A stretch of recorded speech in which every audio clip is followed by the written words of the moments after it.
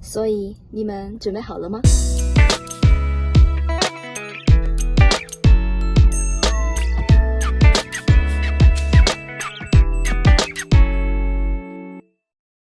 从今天开始呢，我想要和大家一起分享我的旅程。我会给我的每一段旅程都起一个名字，像一个作品一样。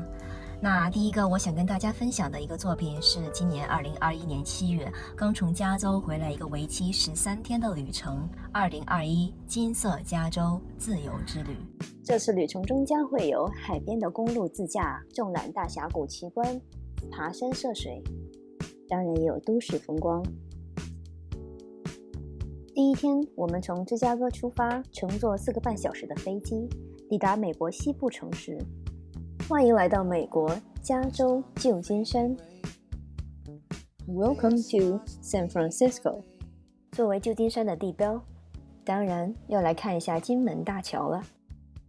它横跨了1200多米宽的金门海峡，在1937年完工时，是世界上最大的悬索桥。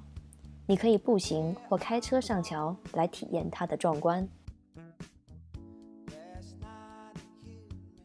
为了想看到山顶的经典景观，我们来到了桥的北边，穿过桥身下城，还爬了一小段山路。后来发现这里还是可以直接开车上来的。我们期待的金门大桥应该是这个样子，结果我们看到的是这个样子。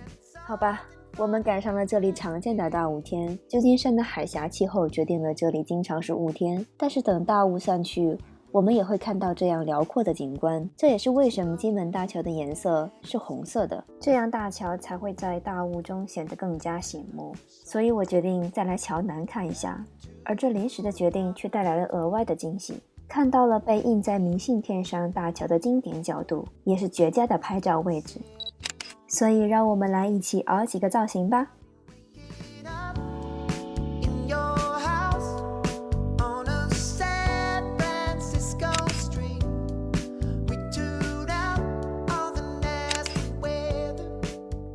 结束了金门大桥的观赏，我们便来到了热闹的渔人码头。随着旧金山旅游业的发展，30年前渔人码头就已经成为了全美游客访问量第3名的景点。让我们来一起看看这里都有什么吧。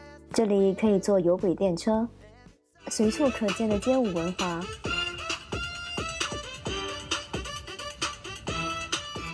还有各种各样的活动。顺着这条主街，跟着人潮，就会带你来到39号码头。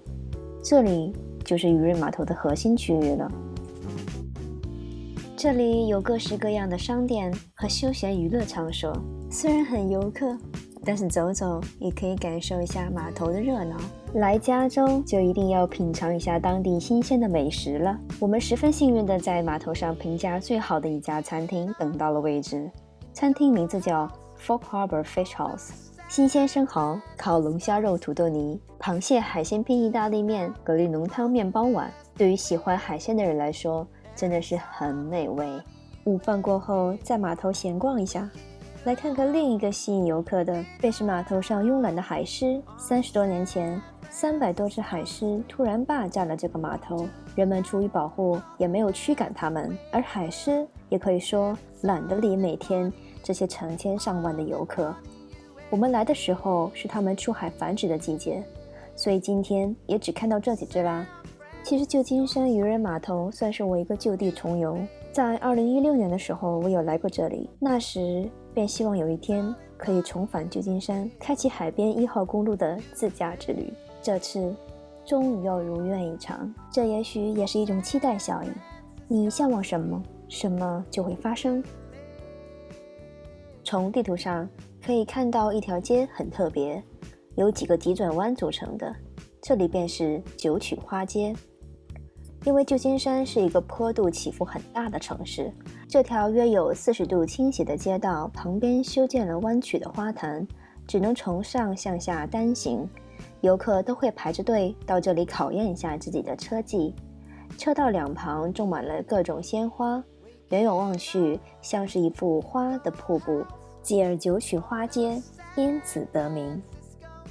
这是一座华人密度仅次于纽约的城市，因为19世纪的淘金热，华侨称这个城市为金山。为了区分称为新金山的澳大利亚墨尔本，后来人们称它为旧金山。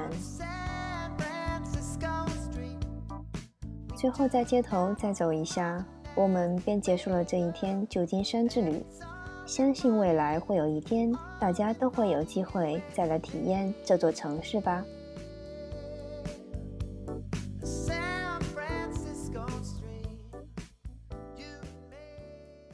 在前往今晚的入住地之前，我们路过了在硅谷旁边的名校斯坦福大学。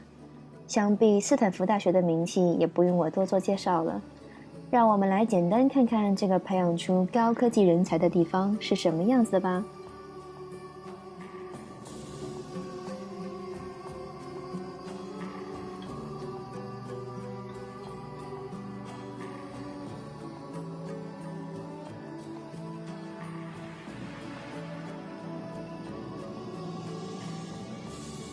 所以第一天的行程我们就这样结束在了蒙特雷小镇上，让我们一起期待明天的行程吧。下期带你一起感受海边1号公路的敞篷车自驾体验，敬请期待吧。